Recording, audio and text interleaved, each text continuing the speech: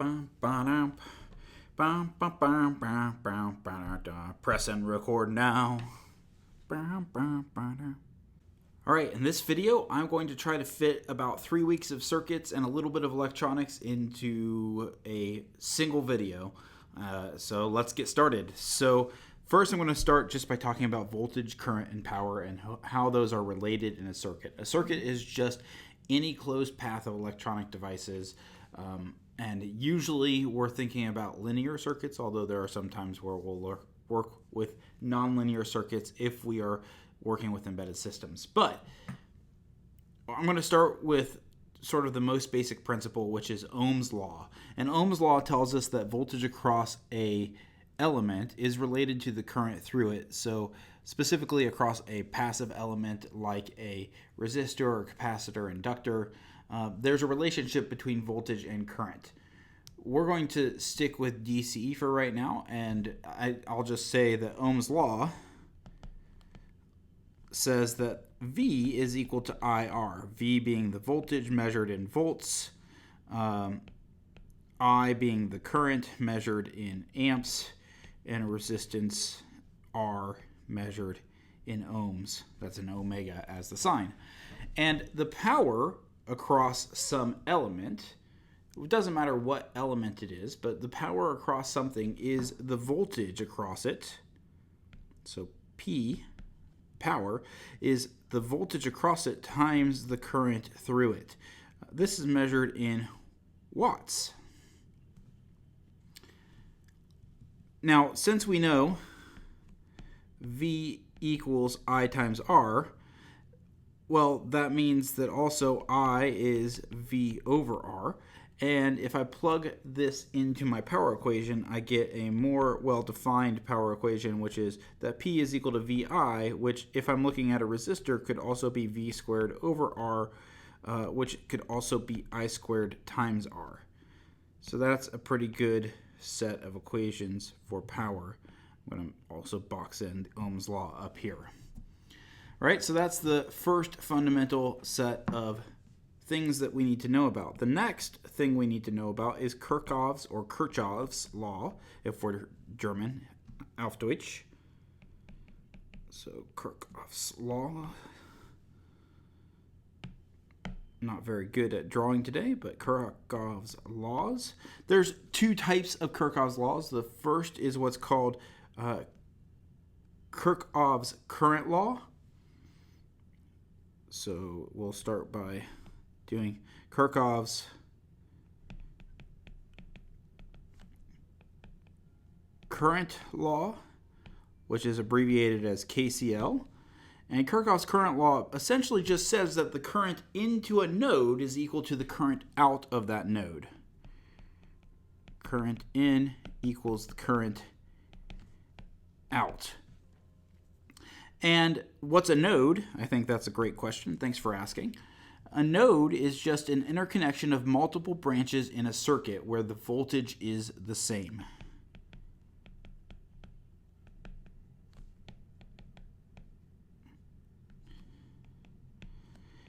A circuit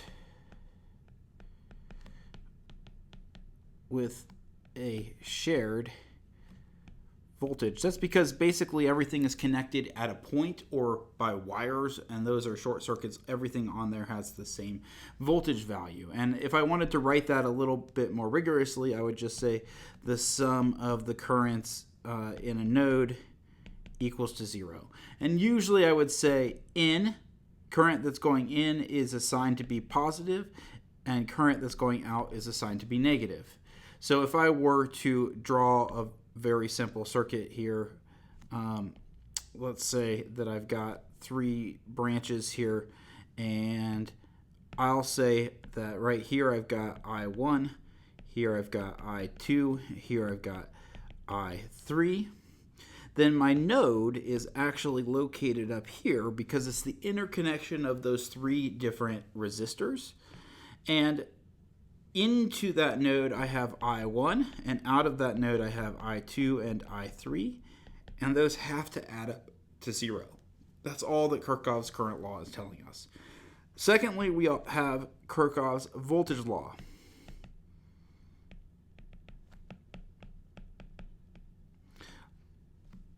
or KVL for short. It's a bad V. Not very good at selecting the eraser.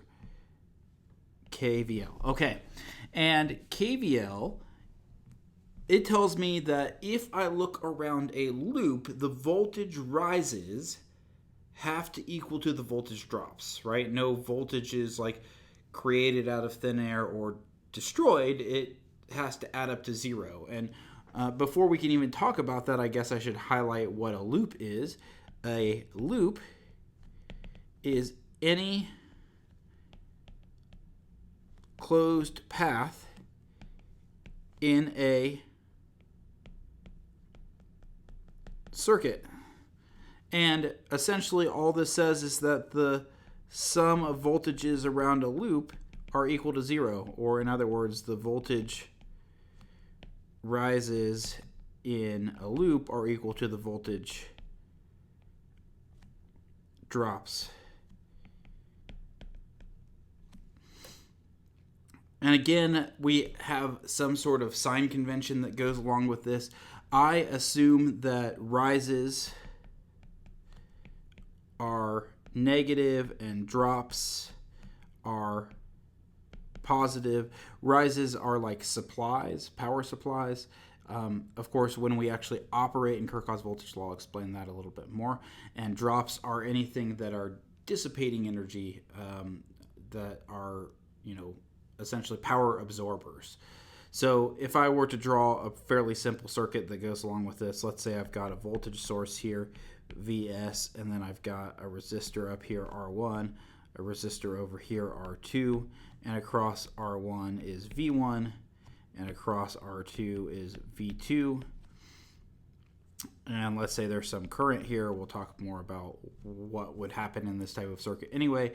But what I would want to do is I would want to go around the loop. So I like to start usually in the lower left-hand corner. That's just my preference. And I follow the current around the loop.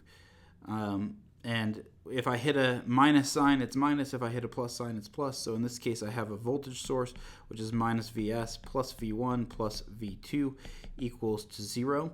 Note that V1 is, thanks to Ohm's law, it's just I times R1, and V2 is I times R2. Right, more details on that can happen with examples later on. Okay, the next thing to talk about would be resistor combinations. I've probably changed my notations here. Sorry about that. So resistors, let's first of all define how resistors might be connected. One way that resistors might be connected is in series. Resistors or other circuit elements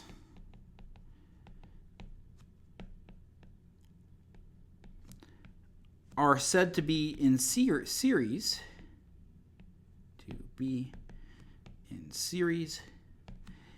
if they uniquely share one, underlining one, node. Right, so they interconnect exactly in one place and there's nothing else connected to it. So if I were to draw, let's say, two resistors, this one being R1, this one being R2, then what I get is resistors R1 and R2. There's a current, I, potentially, that could go through there. And what I notice is that interconnection, there's no other connection. And what I also should say about series elements is that elements in series share the same current. They have an equivalent resistance, so their equivalent resistance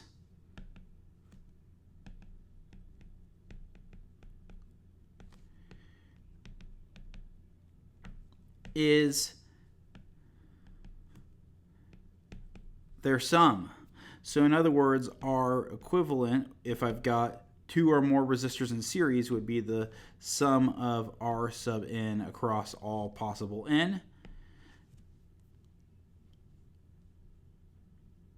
So for two resistors,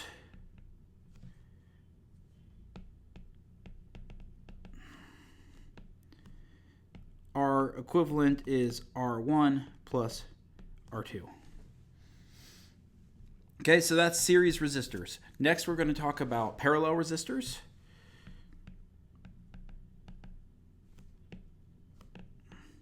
Resistors are said to be in parallel, and of course, any other circuit elements as well. They're said to be in parallel if they share two nodes.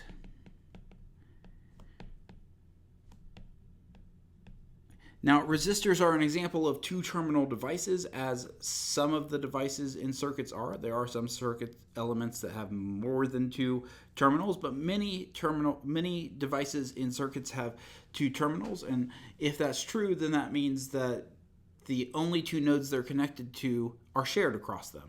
And so if I were to draw a little picture of that, that would be like having a resistor R1 here and a resistor R2 here, and they are connected because they're sharing nodes. And of course, one of the interesting things about elements that are in parallel is that they share the same voltage.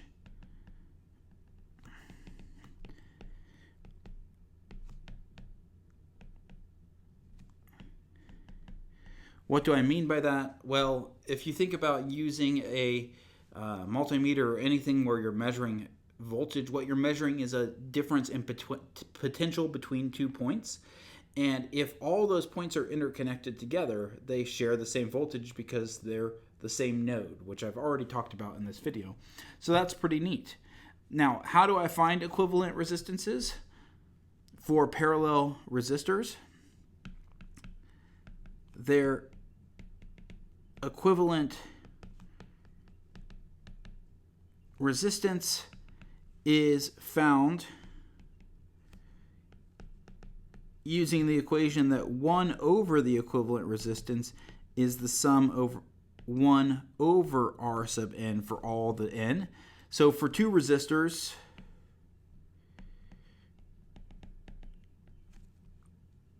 R equivalent is equal to 1 over R1 plus 1 over R2, and then I take the whole thing in parentheses and take the inverse of that.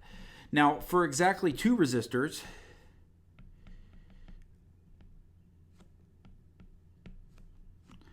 that means that R equivalent is R1 times R2 over R1 plus R2, which does sometimes make life a little bit easier instead of doing those inverses if you don't have a calculator on hand, for example.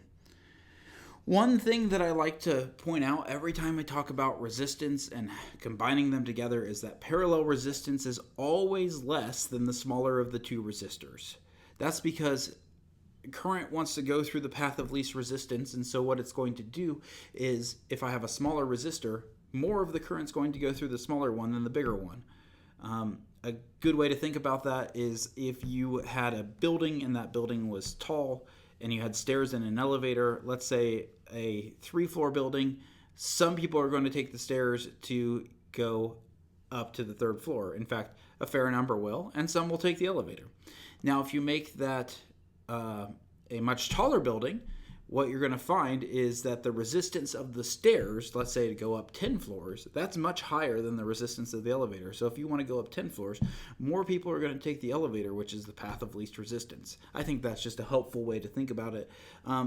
Actually, in fact, if you would extend that beyond to, like, let's say 1,000 floors, essentially nobody's taking the stairs. In which case, if one of the resistors is much, much bigger, the equivalent resistance is approximately equal to the smaller of the two resistances.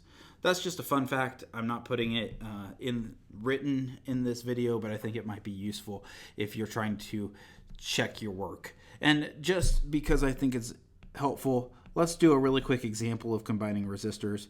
I'm going to do my best to come up with something that's marginally easy to look at, right? So let's say I've got a 5 ohm, a 5 ohm, a 10 ohm, and an 8 ohm resistor, and I want to find the equivalent resistance between here. The solution to this is found in the following way.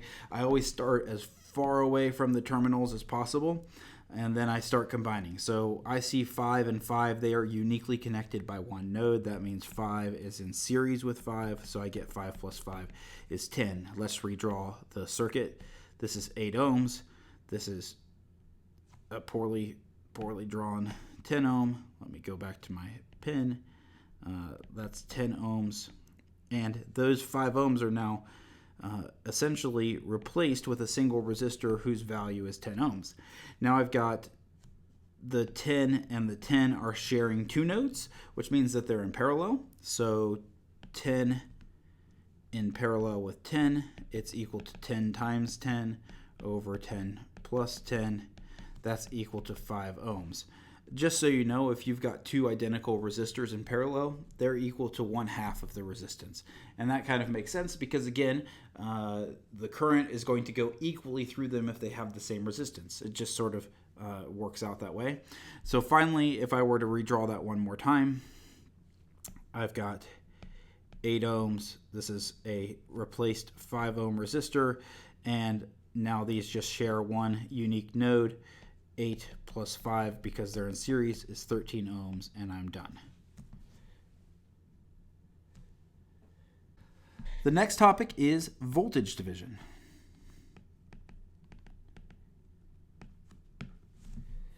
So one great result of resistor combinations and Kirchoff's voltage law and Ohm's law is a handy way to split up voltage across series resistors. So the best way to talk about this is, let's set up a circuit that is composed of series resistors, and let's see how the voltage divides up across those different resistors. So let's suppose I've got this circuit. I'll call this R1, R2, R3. Of course, we could add more resistors.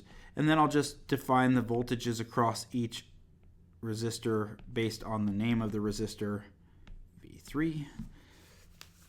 And I do want to just point out that because these things are in series, each one of them is uniquely sharing one node. I'm just going to highlight where those nodes are, just so that way you understand what's going on. But also because they're in series, they all share the same current.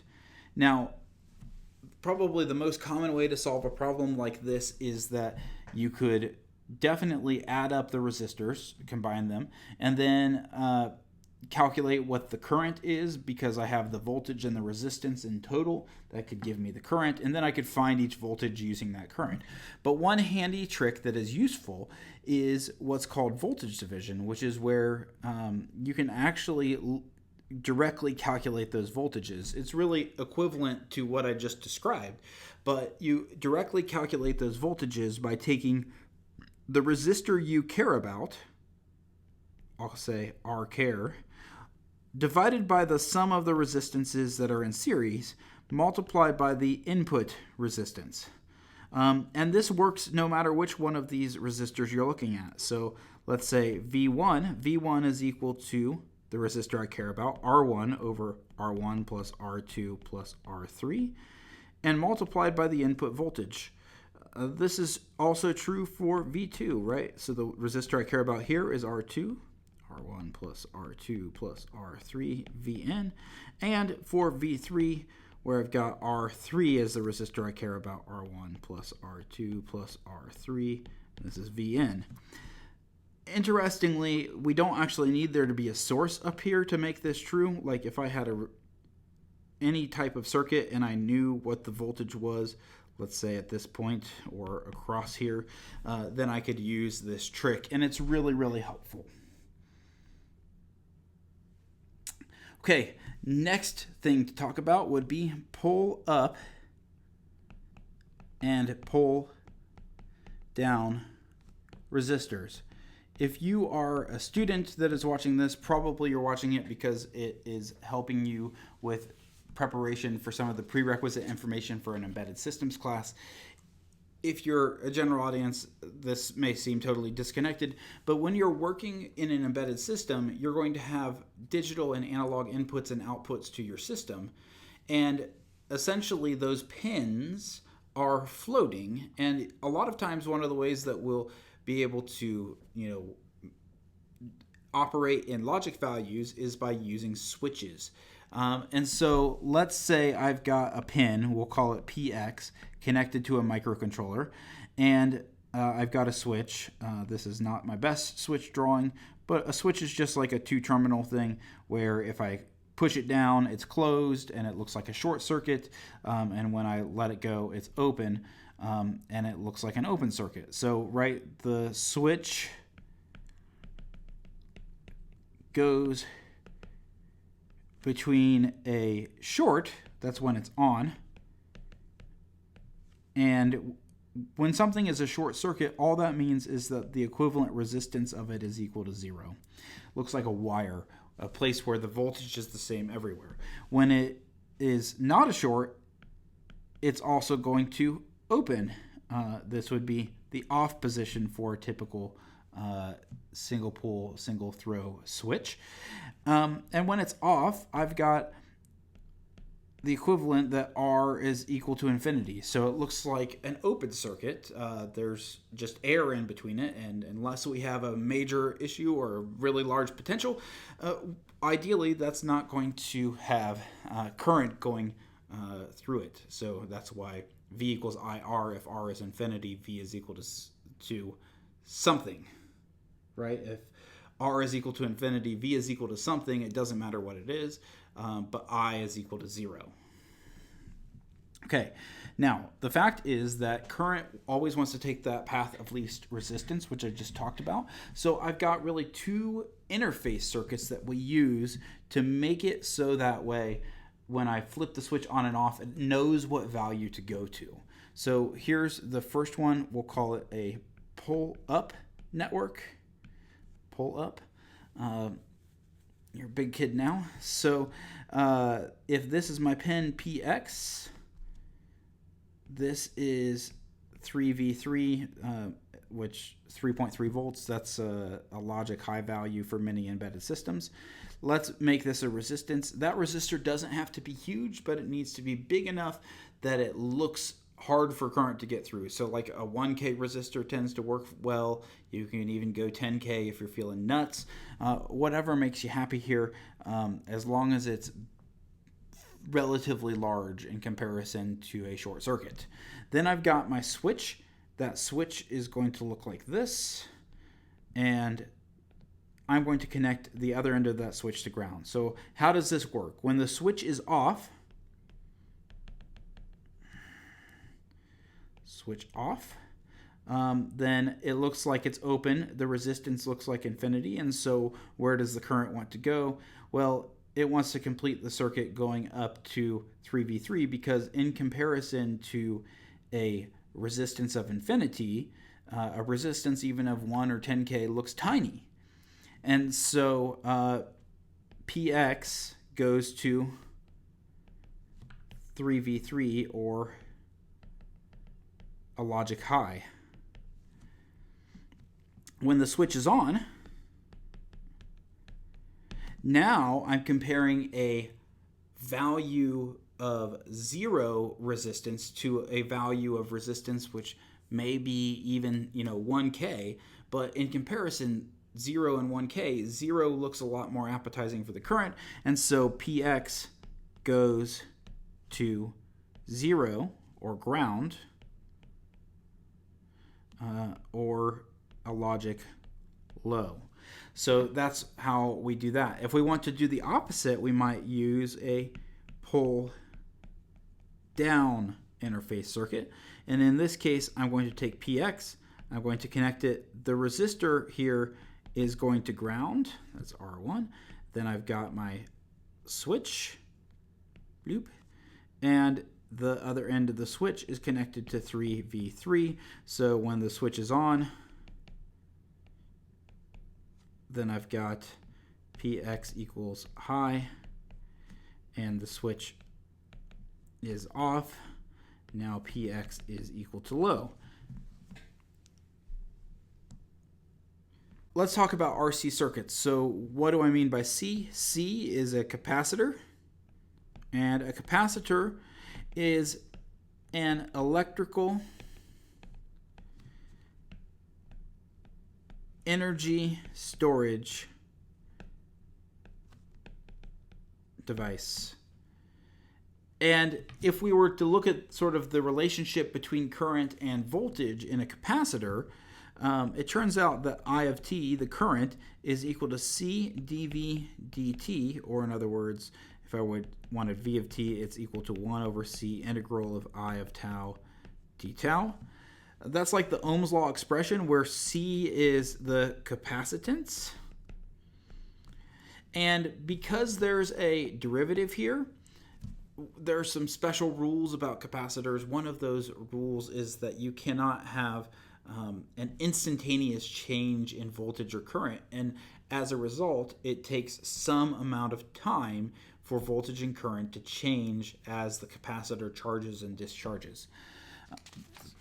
Why that matters is that in our embedded systems, there's going to be times where I have step changes or anything like that, and a capacitor is just composed of any sort of parallel conductors which are separated by an insulator. And so there's a lot of times where you get like stray capacitance and other things like that. You also have some systems that actually look capacitive. So it's important to know that turning something on with a step doesn't mean that you're going to get a result that looks like a step. In fact, what it really looks like is something a bit more like this. And you'll notice that at some point, I'll try to do this, at some point beyond the step, which I'll call TS, it gets really close to that final value. And the important thing I want you to know about RC circuits is just this, that that time that it takes is governed by a time constant. And that time constant is called tau, and it's equal to RC. So if I have a circuit that has resistors in it, I find the equivalent resistance across there with the independent sources turned off. And when I do that, then I take the equivalent resistance times the capacitance, and that gives me the time constant. And that time constant governs what TS, the settling time, is. If we define TS as 4 tau, then the system is 98% settled. If I define it as 5 tau, then it's bigger than 99% settled. So whichever of those you prefer, as you're designing systems which may have like repeating pulses and stuff, you want to make sure that you're mindful of time constants and where those play in. Okay, next up is transistors.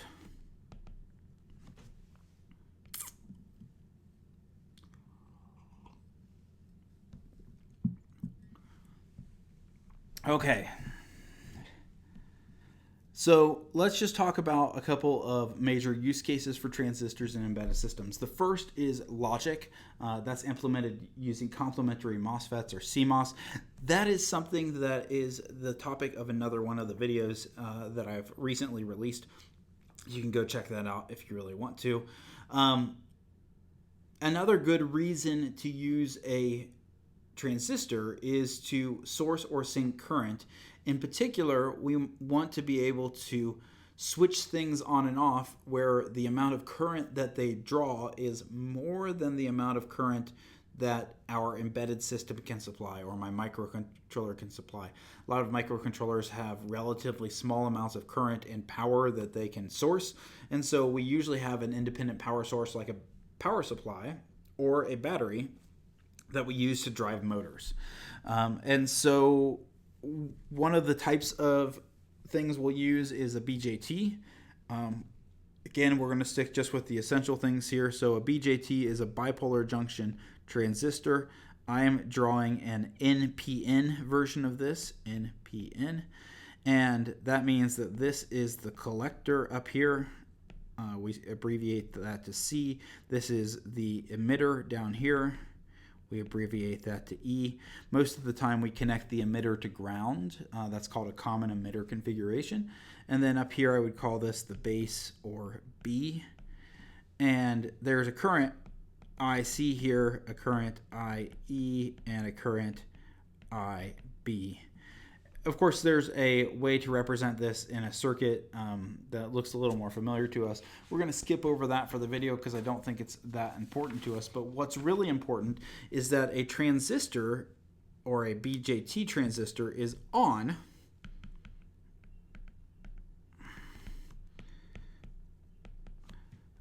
if the voltage between the base and the emitter is greater than some sort of saturation voltage.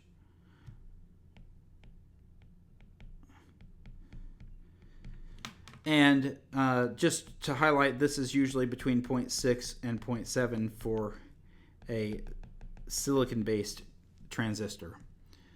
When the transistor is on,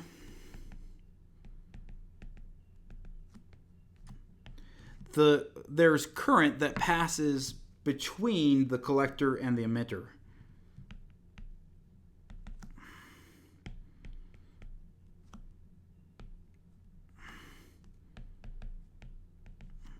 And in fact, the collector current is approximately, not exactly, but approximately equal to the emitter current. When the transistor is off, we get no current. And so, like, one really important way that we may use this, let's look at a common application of transistors here, which would be, let's say I've got a source, I'll call it just VS, and then connected to that source I have a motor, and then this is going to be a freewheeling diode that sort of serves as protection from the motor shutting off or on instantaneously. A motor, it looks like an inductor, which is another energy storage device that follows similar rules to a capacitor. And what I do is I connect this circuit to a transistor. Again, this is going to be an NPN. And then I connect that transistor, maybe through an interface circuit, but to some sort of pin that I can control. And by turning on that pin, what happens is that the transistor turns on and I can allow current to pass. And when I have that pin set to a logic low, then what happens is that there's no current, and so the motor is off.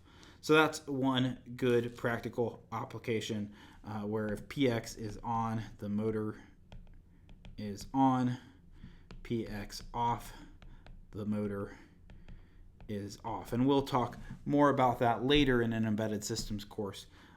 And some of those things will show up as videos later on. Okay, two more quick topics. This one is diodes. You saw one in the last example application. A diode, the circuit diagram element looks a bit like this. And this is some voltage across the diode, and this is a current ID.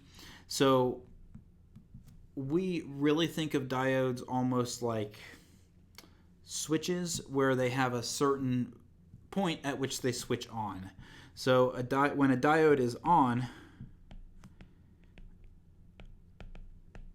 then it approximates a short circuit. Not exactly, but close enough. When VD is bigger than VNE, then we have a forward bias. That means that the diode is on. And VK is what's called a knee voltage. And it's based on the material. Just so you know, for silicon, it's about 0.7 volts.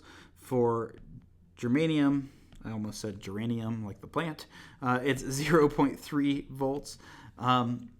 And, you know, it totally depends on the material. But what happens when you do that, so if I were to draw the actual relationship between VD and ID here, it turns out that it looks something like this, where at some point I have my VNE voltage where it's on. The way we model that typically is that we just assume the thing is off until the knee voltage, VK, and then it's like full on. Obviously, practically, this isn't a very good model, but that helps you see essentially what we do this. They're used for a lot of things, AC to DC voltage conversion. They're used for switching, protection interface circuits, all kinds of other things like that. Okay, last quick hitter topic is just about dependent sources.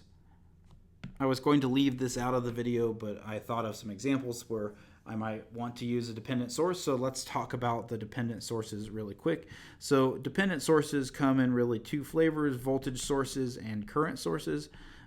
You saw me earlier you put a independent source in a circle, or a current source might be in a circle. These are what we call independent.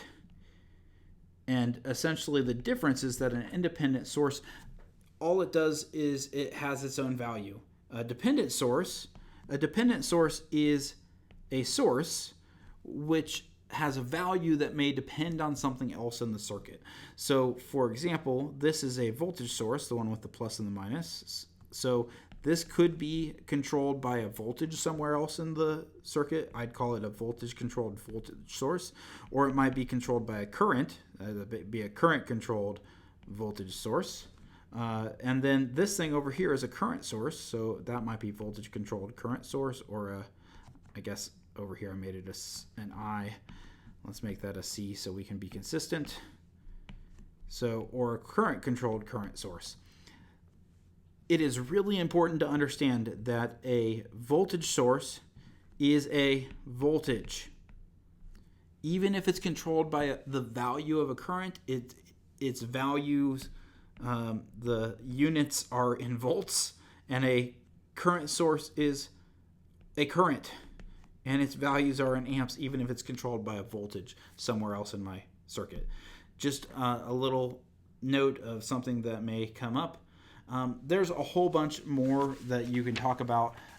If you are interested, I would certainly recommend you check out additional information about things like op amps, things like that. But for the most part, this is enough about circuits and electronics to get someone prepared for an embedded systems course. That's all. Thanks for watching. Still recording. That's pretty good. Make a note to myself, RC circuits. I did a ding dong. Dong dong dong. Okay. So